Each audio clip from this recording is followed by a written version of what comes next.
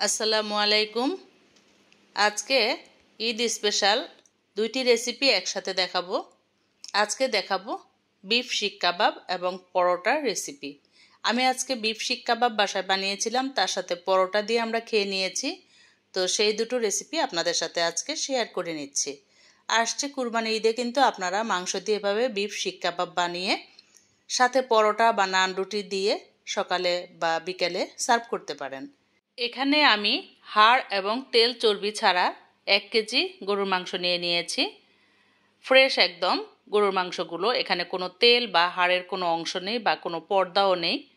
এবারে 1 table spoon করে আদা বাটা এবং রসুন বাটা দিয়ে দিয়েছি, আর একটা বড় সাইজের লেবু পুরোটা রস করে দিয়ে দিয়েছি। এখন পরিমাণ মতো লবণ দিয়ে দিয়েছি।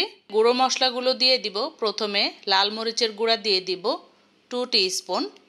এটা ঝালের পরিমাণ অনুযায়ী দিবেন, যে যতটুকু ঝাল খেতে আসলে পছন্দ করেন। আর গরম মশলার গুঁড়া দিয়ে দিব। এখন আমি কিছু গোলমরিচের গুঁড়া দিয়ে দিয়েছি, তাও 1 টিস্পুনের মতো। এটা আমি কালো গোলমরিচের গুঁড়া দিয়েছি, আপনারা চাইলে সাদা গোলমরিচের গুঁড়াও দিতে পারেন। আর এখন আমি কাবাব মশলা দিয়ে দিচ্ছি। কাবাব খাবো আর কাবাব মশলা দিব না তা তো হবে না। আজকে আমি রাঁধুনির কেনা কাবাব মশলাটা দিয়েছি। ধনিয়ার গুঁড়া দিয়েছি 1 টিস্পুন, জিরার গুঁড়া 1 টিস্পুন, আর কিছু গরম মশলার গুঁড়া দিয়ে নিয়েছি। এখন হাতে মাখিয়ে নিচ্ছি। ভালো করে উল্টে পাল্টে মাখিয়ে নিতে হবে, যাতে মাংসের প্রতিটা কোনায় কোনায় মশলা পৌঁছে যায়। এই মাংসটা আমি সারা রাতের জন্য ম্যারিনেট করে রাখবো।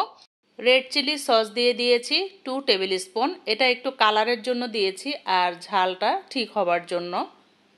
খেতে খুবই ভালো লাগে রেড চিলি সসটা ব্যবহার করলে, আপনারা ব্যবহার করে দেখবেন।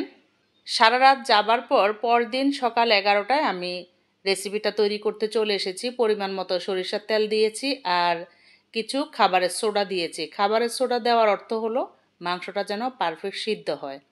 এমনিতেই সারা রাত আমি ম্যারিনেট করে রেখে দিয়েছিলাম, আর আমি ফ্রিজের নর্মাল চেম্বারে রেখেছি।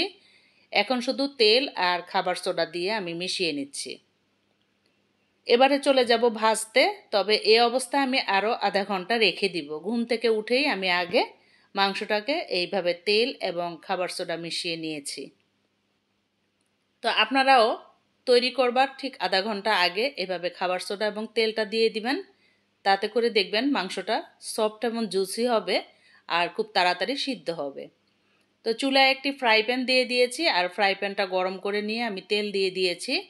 এখন আমি মাংসগুলো, আমরা যে চিকেন বল বানাই সেই চিকেন বলের স্টিকগুলো সেটাতে ঢুকিয়ে নিয়েছি, অর্থাৎ গেঁথে নিয়েছি। আপনারা চাইলে কাবাবের কাঠিগুলো সংগ্রহ করে নিতে পারেন। যেই কাঠিতেই দেন না কোনো, কাঠিগুলো আগে কিন্তু পানিতে ভিজিয়ে নিতে হবে, তারপরে মাংসগুলো ঢুকিয়ে নিতে হবে। আর এভাবে যে মশলাটা রয়ে গিয়েছে বাটিতে, সেই মশলা থেকে একটু করে ব্রাশ করে দিতে হবে। আর এখান থেকে সাইড থেকে তেল উঠিয়ে বা বাটার দিয়ে দিয়ে এভাবে ব্রাশ করে দিতে হবে। তো এই কাজটা একটু পরপর করতে হবে। কিছুক্ষণ পরপর বাটার ব্রাশ করে দিতে হবে, অথবা সাইডে যে তেলটা আমি ভাজছি সেই তেলটা উঠিয়ে দিতে হবে, অথবা যে মশলাটা রয়ে গিয়েছে আবার সেই মশলাটা একটু করে ব্রাশ করে দিয়ে দিতে হবে। তো এই সবগুলো কাজ কিন্তু কাবাব ভাজার পাশাপাশি দাঁড়িয়ে থেকে করতে হবে, এখান থেকে সরে যাওয়া যাবে না। চুলাটা মিডিয়াম আঁচে রেখে কিন্তু আমি কাবাবগুলো ভেজে নিচ্ছি। এক এক পাশ কাবাব তৈরি হতে আমার কিন্তু প্রায় 8 থেকে 10 মিনিট লেগেছে। এই যে ঘুরিয়ে দিয়েছি, এক পাশ ভাজা হয়ে গিয়েছে। এবার আবারও কিন্তু আমি ঢেকে দিব। ঢেকে দিলে হয় কি, খুব তাড়াতাড়ি সিদ্ধ হয়। তো আমি ঢেকে দিয়ে তারপর পাশে দাঁড়িয়েছিলাম। এই পাশটা ভাজা হলে তারপর আমি নামিয়ে নিতে পারবো। তো আগে কিছুক্ষণের জন্য ঢেকে দিচ্ছি। কিভাবে বিফ শিক কাবাব তৈরি করতে হয় দেখে নিলেন তো? খুব সহজেই কিন্তু তৈরি করে নেওয়া যায়। বাসায় আমরা এভাবে তৈরি করে অবশ্যই খেতে পারি এবং পরিবারের মানুষকে খুশি করতে পারি। হয়ে গিয়েছে এই পাশও ভাজা। এবার আমার কাবাবগুলো একদম রেডি খাবার জন্য, বা অতিথি আপ্যায়নও আমাদের খুব সহজ কাজ হয়ে যায়। এবারে চলেন পরোটা বানিয়ে নেই এর সাথে খাওয়ার জন্য। 2 কাপ ময়দা নিয়ে নিয়েছি আজকে আমি আমাদের খাওয়ার জন্য। মেম্বার হচ্ছে আমরা 4 জন। 2 কাপ ময়দার সাথে পরিমাণ মতো লবণ দিয়ে দিয়েছি, আর আমি ঘি দিয়ে দিচ্ছি 1 টেবিল স্পুন। এই ঘি এবং লবণ দিয়ে গুঁড়াগুলোকে আমি খুব ভালো করে ডলে ডলে নিব। এভাবে ডলে নিলে হয় কি, পরোটাটা খুব খাস্তা হয় আমরা সাধারণত ময়দা দিয়ে যে কোনো খাবার তৈরি করি না কেন, এভাবে যদি ঘি বা তেল দিয়ে ডলে নেওয়া যায় তাতে কিন্তু সেই খাবারটা খুবই ক্রিস্পি হয় এবং খাস্তা হয়ে থাকে। তো এখন কুসুম গরম পানি দিয়ে আমি পরোটার কাওয়াটাকে গুলে নিচ্ছি। দেখতেই পাচ্ছেন এটা হাতে সহ্য হয় এরকম গরম পানিটা নিতে হবে। তবে অতিরিক্ত গরম পানি দিলে কিন্তু পরোটাটা আর ওই রকম খাওয়ার মতো হবে না, মানে মুচমুচে হবে না, নরম রুটির মতো হয়ে যাবে, সেক্ষেত্রে খেতে ভালো লাগবে না। ময়দার কাওয়াটা আমার তৈরি হয়ে গিয়েছে। এভাবে খুব ভালো করে ডলে নিতে হবে।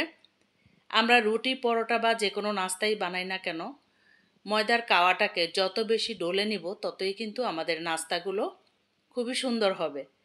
এখন আমি একটি নাইফের সাহায্যে এই ময়দা থেকে লেচি কেটে নিয়েছি। তো আমি এখন পরোটার সাইজ দিয়ে এগুলো সবগুলো আগে চারকোনা করে বানিয়ে নিব। চারকোনা করে বানিয়ে নেওয়ার পর তারপরে আমি এটাকে আবার ভাজতে চলে যাব। চাইলে এটাকে আপনারা তিনকোনা বা গোল যার যেভাবে শেপ দিয়ে নিতে পারেন। তো আমি চারকোনাই পরোটা পছন্দ করি। এবারে পরোটাটাকে আমি বেলে নিচ্ছি। আমার চ্যানেলে এই ধরনের অনেক রেসিপি আছে, চাইলে আপনারা দেখে নিতে পারেন। আর আমার রেসিপি যদি ভালো লেগে থাকে অবশ্যই আমার চ্যানেলটির পাশে থেকে যেতে পারেন। সাবস্ক্রাইব করে পাশে থাকা বেল অপশনটি প্রেস করে দিতে পারেন। তাতে করে নতুন নতুন রেসিপিগুলো আপনারা সবার আগে নোটিফিকেশন পেয়ে যাবেন। আর আপনাদের মতামত জানাতে কিন্তু একদমই ভুলবেন না। এই যে ঘি দিয়ে দিয়েছি মাঝখানে, চাইলে আপনারা এখানে খাবারের রেগুলার তেলও দিতে পারেন। তবে কেন জানি পরোটা বা নান রুটি এগুলো বানানোর সময় আমার কাছে খাবারের তেলটা পছন্দ হয় না। তো সেক্ষেত্রে একটু বাটার বা ঘি দিলে আমার কাছে ভালো লাগে। আমি সবটুকু কাজ ঘি দিয়ে করেছি, কিন্তু যখন পরোটাটা ভাজবো তখন আবার বাটার দিয়ে ভেজে নিব। আর এই যে এভাবে চারকোনা করে ভাজ করে নিলে বেলতে পরে সুবিধা হয়। প্রথমে সবগুলো লেচি আমি এভাবে চারকোনা করে সাইজ করে নিয়েছি। এখন আমি বেলে বেলে এগুলোকে ভেজে নেব। ভিউয়ার্স, রান্না হচ্ছে একটা শিল্প। আমি সবসময় সব ভিডিওতে বলে থাকি এটা মনের মাধুরী মিশিয়ে রান্না করতে হয়। আপনার মন যত ভালো হবে ততই কিন্তু আপনার রান্নাটা সুস্বাদু হবে এবং দেখতেও আকর্ষণীয় হবে। মন যদি খারাপ থাকে সেক্ষেত্রে আমাদের রান্নাটা কোনোভাবেই ভালো হবে না এবং সুস্বাদু হবে না। তো দেখতেই পেয়েছেন এভাবে চারকোনা করে আমার পরোটাটা বেলা হয়ে গিয়েছে। এখন চুলায় কিন্তু আমি ফ্রাই প্যান দিয়ে দিয়েছি গরম হবার জন্য। আর এই যে দেখিয়ে দিচ্ছি কতটুকু পুরুত্ব বানাবেন। হোটেলে অনেক বেশি পাতলা করে ফেলে, আমার কাছে পছন্দ হয় না। তো এই যে দেখতেই পাচ্ছেন পরোটাটা আমি কতটুকু পুরুত্ব রেখেছি। আপনারা আপনাদের পছন্দ মতো পরোটার পুরুত্বটা রেখে নিতে পারেন। আমি এখন তাওয়ার মধ্যে দিয়ে দিয়েছি। তাওয়াটাকে আগে গরম করে একটু তেল ব্রাশ করে নিয়েছিলাম। এক পাশ হয়ে গেলে উল্টে দিয়েছি, আর এখন আরেক পাশ হয়ে গেলে আমি বাটারটা দিয়ে দিব। চাইলে এক্ষেত্রে কিন্তু আপনারা ঘি দিয়েও ভাজতে পারেন। তো আমি আজকে ঘি দিয়ে ভাজিনি, আমি ঘিটা মাঝখানে ব্যবহার করেছি আর ময়ানটা করার সময় ঘি দিয়ে ময়ান করে নিয়েছি। এই যে এভাবে দেখতেই পাচ্ছেন পরোটাটা কি সুন্দর ফুলে গিয়েছে। উল্টে পাল্টে এখন ঘুরিয়ে ফিরিয়ে পরোটাটাকে একদম আমার মন মতো করে ভেজে নেব। যে যতটুকু ক্রিস্পি খেতে পছন্দ করেন সে ততটুকু ভেজে নিতে পারেন। আসছে ঈদে বা যে কোনো সময় আমরা বাসায় কিন্তু সকালের নাস্তা বা বিকালে স্ন্যাক্স টাইমে বা অতিথি আপ্যায়নে এই রেসিপিগুলো তৈরি করে দিতে পারি।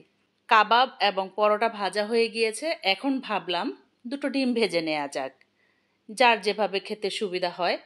তো পেঁয়াজ কাঁচামরিচ দিয়ে দুটো ডিম এখন একটু লবণ দিয়ে মাখিয়ে নিচ্ছি। এভাবে মাখিয়ে নিয়ে তারপরে আমি এখন ওই তাওয়ার মধ্যেই ভেজে নিচ্ছি। দেখতেই পাচ্ছেন একটু খাবারের রেগুলার তেল দিয়ে ভেজে নিচ্ছি। এখানে চাইলে আপনারা ঘি বা বাটার দিয়েও ভাজতে পারতেন। তা আমি খাবারের রেগুলার তেল দিয়ে ডিমটা ভেজে নিচ্ছি। এক পাশ ভাজা হয়ে গেলে এবারে ডিমটা অপর পাশ উল্টে দিব।